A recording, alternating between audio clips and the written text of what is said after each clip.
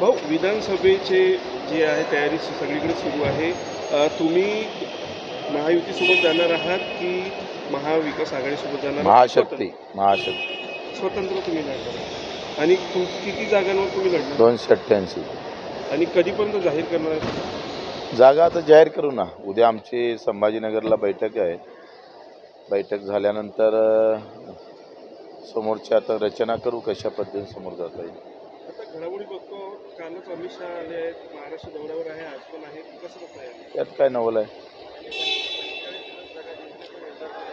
विदर्भात?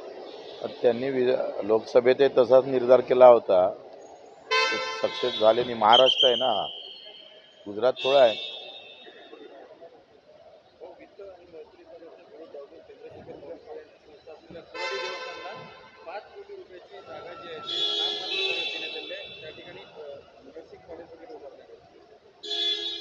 हेतू चांगला असेल तर काही हरकत नाही.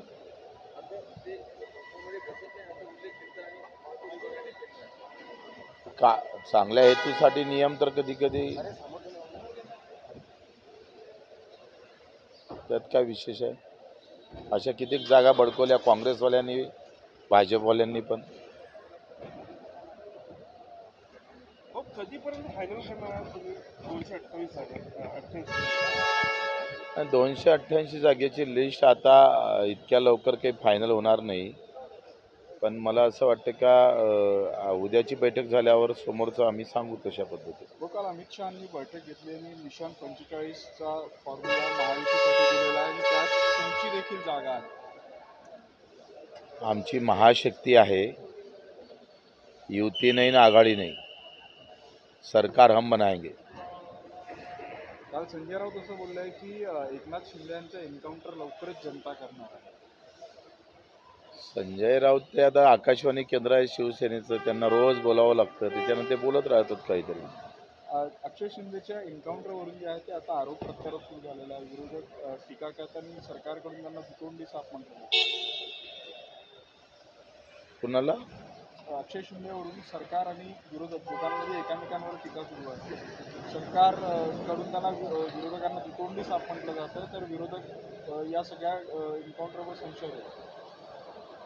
मला त्याच्यातली काही कल्पना नाही आहे.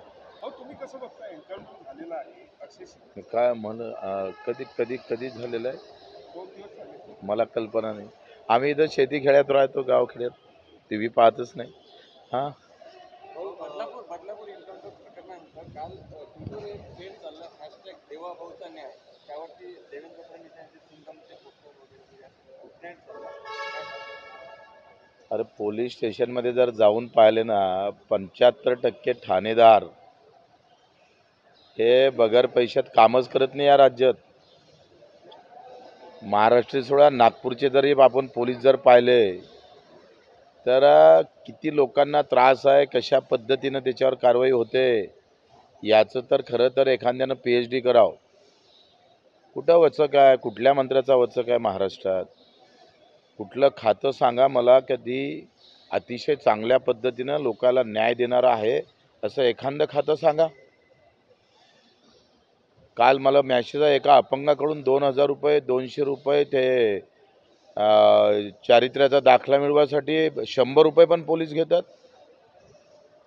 75% 25% जे चांगले आहे ते बिचारे बाहेर फेकले गेले. जे करप्ट आहे त्यांना व्यवस्थित पोस्ट दिल्या गेल्या राज्यामध्ये.